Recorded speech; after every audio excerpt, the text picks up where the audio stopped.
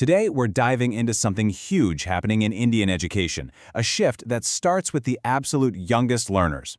It's all part of the new national curriculum framework for the foundational stage, and honestly, it's a plan that could completely reshape what learning looks like for millions of kids. So, let's get into it.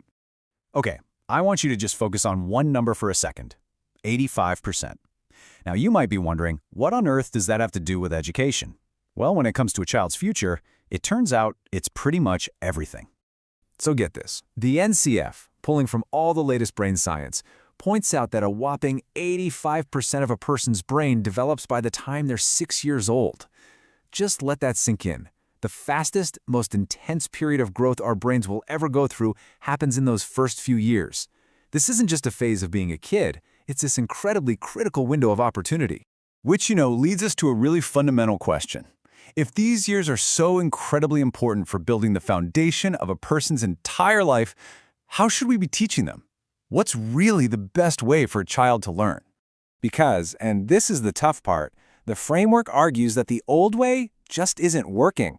It actually identifies what it calls a learning crisis, where so many children are starting primary school already playing catch-up. And the root cause? A curriculum that's just not built for the way young minds are actually wired. So what's the big solution? Well, the NCF puts one simple, powerful idea right at the very center of its philosophy: play. And we're not talking about play as a break from learning, we're talking about play as the engine of learning. You can really see their whole philosophy in this one line: play is a child's work. This completely reframes the whole idea of learning, doesn't it? It's not about being quiet and memorizing facts. It's about getting your hands dirty, interacting with others, and figuring out the world by actually doing things. So, what does this actually look like? Well, it doesn't mean it's just chaos.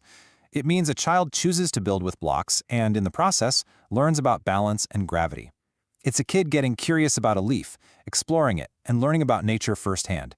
It's learning that's driven by their own choices, their own curiosity. It's discovery. Now, you might think this is some brand new idea imported from somewhere else, but what's really fascinating is how the framework connects this modern, science-backed approach to a really deep well of Indian tradition and philosophy. And right at the heart of that traditional wisdom is this concept called Panchakosha Vikas. It's this beautiful, ancient idea that a child develops across 5 connected layers, from their physical body and their energy to their mind, their intellect, and even their inner spirit. The whole point is to nurture the entire child, not just the part that crams for a test. And these ideas have strong roots in India's own history.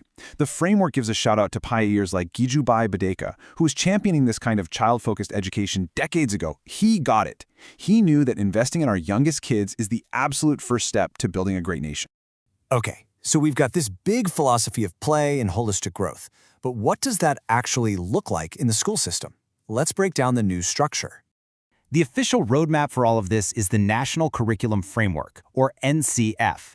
You can think of it as the practical how-to guide that comes out of the big 2020 National Education Policy.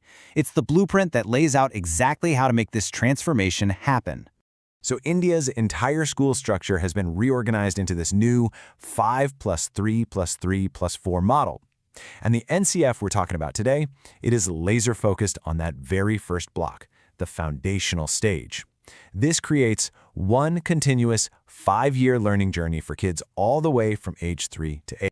What this all boils down to is a really fundamental shift. It's moving away from just sitting and memorizing facts and moving towards learning through play and exploration. It's getting rid of the idea that every child has to be at the exact same place at the exact same time, and instead embracing the fact that kids learn at their own pace. It's a move from teacher-led memorization to child-centered discovery.